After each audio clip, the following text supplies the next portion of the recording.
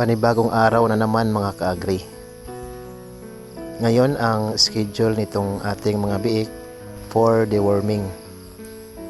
So for today's video ay magpupurga tayo gamit itong GeneVet Ivermectin. Hindi ito sponsored ha. Ang kagandahan kasi sa Ivermectin ay pwede ito sa internal at external na parasite.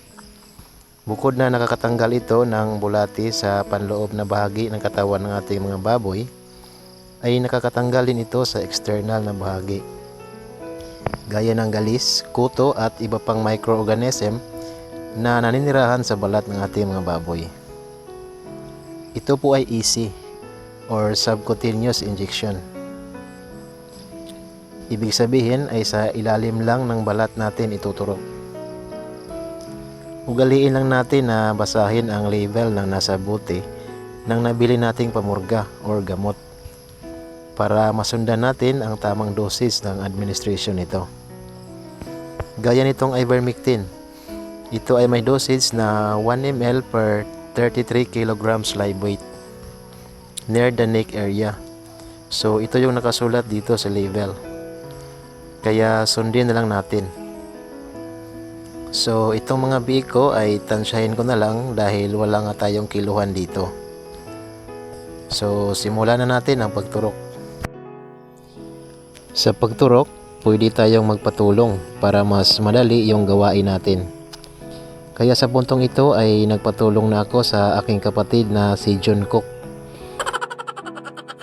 na umuwi pa galing South Korea. Ayan, so siya ang tagagunit ng biik. Anyway, ang ganitong senaryo po mga ka-agri ay nakaka-stress po talaga ito sa ating mga biik. Lalo na nasasaktan sila gawa nga nitong pagturok natin ng purga. Tapos hinahawakan pa natin sila. Kaya kung medyo gusto nyo ng less stress sa mga alaga nyo, ay pwede naman tayong gumamit ng mga powder form na pamurga na ihahalo lang sa tubig or sa pagkain nila. Makalistress na po yan sa mga alaga natin. Pero sa akin dito, dahil nga ito ang nabili ko, ay gagawin ko na lang ang pagtuturok.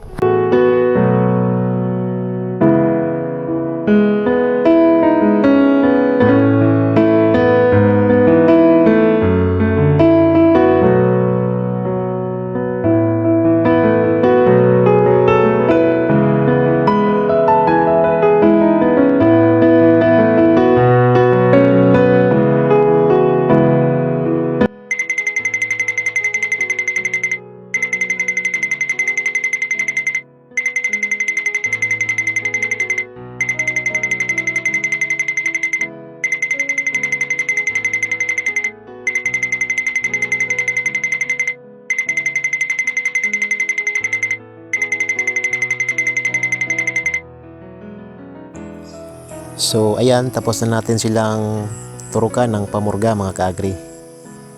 So yun lang for today's video. Bye bye and God bless.